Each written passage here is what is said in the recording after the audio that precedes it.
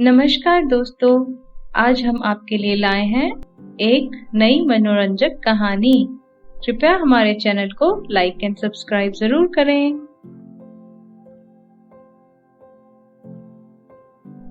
बेलापुर गांव में जग्गू और मग्गू नाम के दो दोस्त रहते थे। वो बचपन से ही साथ साथ रहते थे। गांव में उनकी दोस्ती को देखकर सभी खुश हो जाते थे। जग्गू परिश्रम की बजाय पूजा पाठ में विश्वास रखता था और मग्गू बहुत ही परिश्रमी था। एक बार पैसे कमाने की चाह में उन दोनों ने मिलकर छोटा सा जमीन का टुकड़ा खरीद लिया। मग्गू कहने लगा, देखो भाई जग्गू, अगर हम परिश्रम करें तो हमारी फसल बहुत ही अच्छी उग सकती है। हाँ भाई मग्गू, अगर ऊपर वाले की इच्छा हुई तो ऐसा जरूर होगा। मग्गू बहुत परिश्रम करने लगा। मिट्टी खोदना, घास साफ करना, बीज डालना, और जग्गू सिर्फ अपने लिए आशीर्वाद मांगता रहा। उसको लगता था जो कुछ भी करता है वह सब ऊपर वाला करता है। उसी के कारण ये सारे कार्य सफल होते हैं। धीरे धीरे दिन बीतने लगे, महीने बीतने लगे। खेतों में चारों तरफ हरियाली छा गई। एक दिन मग्गू कहने लगा, देखो जग्गू, कितनी अच्छी फसल खिली है। हाँ भाई मग्गू, ये सब तो ऊपर वाले के आशीर्वाद से हुआ है। मैं तो रोज ऊपर वाले को याद करता हूँ और यही आशीर्वाद मांगता हूँ, तभी तो फसल ऐसी हो पाई है। मग्गू ने कुछ भी नहीं कहा। वे सिर्फ मन लगाकर अपना काम करने लगा और कुछ दिन बाद फसल पककर तैयार हो गई। जमीन सुनहरे फसल से भर गई। जग्गू और मग्गू बहुत खुश हुए। जग्गू ने आसमान की तरफ हाथ जोड़कर प्रणाम करके कहा, हे ऊपर वाले, आपके आशीर्वाद से ये सब संभव हुआ है। ये सब आपके आशीर्वाद का ही तो फल है। क्यों मित्र, कहा था ना, ऊपर वाले के आशीर्वाद के बिना एक पत्ता भी नहीं हिलता। मग्गू ने सारी फसल काटी और शहर में बेचने चला गया। फसल बेचकर बहुत लाभ हुआ और फिर शुरू हुई समस्या पैसे के बंटवारे को लेकर। एक दिन जग्गू ने मग्गू से कहा, भाई मग्गू, ऊपर वाले की इच्छा से ही इतना लाभ हुआ है हमें। क्यों ना अब हम लाभ का बंटवारा कर लें, क्या कहते हो? देखो भाई, इस जमीन पर बीज बोने से लेकर फसल काटने तक मैंने परिश्रम किया है, तो परिश्रम का भी तो कुछ मूल्य होना चाहिए। तो फिर लाभ में से ज्यादा हिस्सा मुझे मिलना चाहिए। चाहे तुम कुछ भी कहो भाई, लेकिन लाभ का ज्यादा हिस्सा मुझे मिलना चाहिए।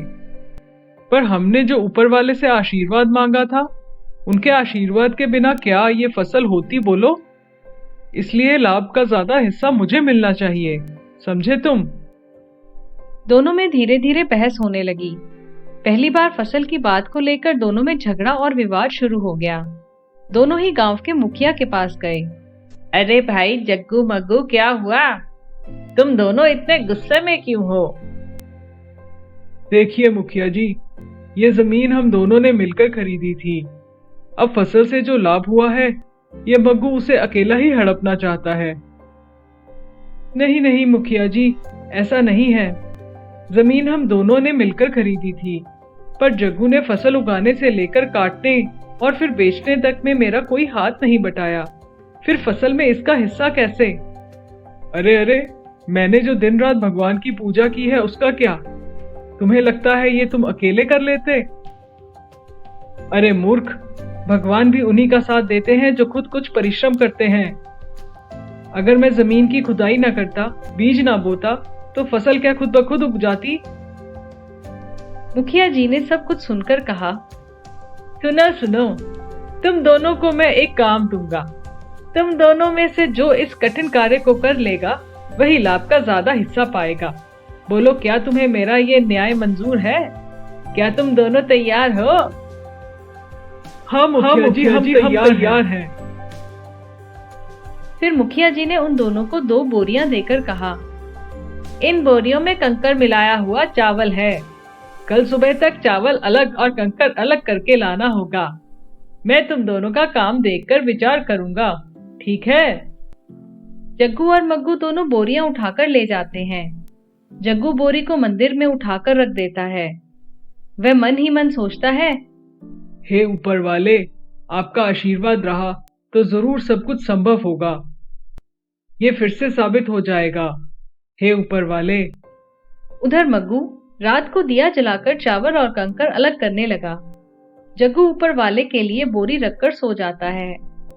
जैसे सुबह हुई, मग्गू चावल में कंकर जितना चुन पाया अलग अलग करके मुखिया जी के पास ले आया।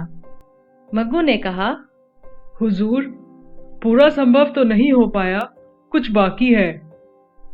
अरे जग्गू ने क्या किया, ये भी तो देखूं जरा, उसके बाद विचार करूंगा। उधर जग्गू ऊपर वाले पर भरोसा करके नींद से उठकर मंदिर से बोरी लेकर मुखिया जी के पास गया। तुम क्या पूरी बोरी के चावल चुनकर लाए हो? जग्गू ने हाथ जोड़कर कहा, नहीं मुखिया जी, मैंने सारा काम ऊपर वाले के हाथ में छोड़ दिया था। देखिए मुखिया जी, उनका आशीर्वाद मुझे जरूर प्राप्त होगा, देख लीजिएगा। जग्गू का उत्तर सुनकर मुखिया जी ने कहा, अच्छा, तो तुमने अपने दोनों हाथों का इस्तेमाल नहीं किया और ऊपर वाले पर निर्भर रहे? तो फिर मैं देखूं जरा कि तुम्हारे ऊपर वाले ने सही से काम किया भी है या नहीं। खोलो खोलो, बोरी को खोलो। जग्गू ने बोरी खोली। उसमें जैसे के तैसे कंकर भरे हुए थे।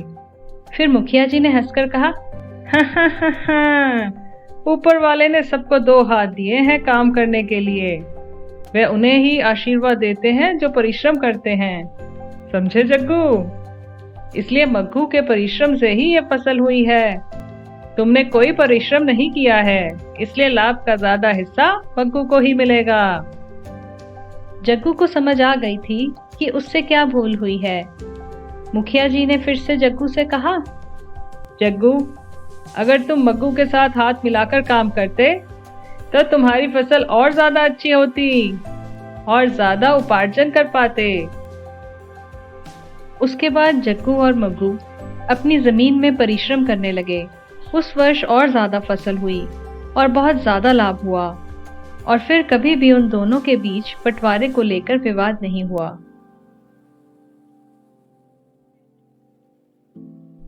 दोस्तों, हमारे साथ बने रहने के लिए please subscribe to our channel.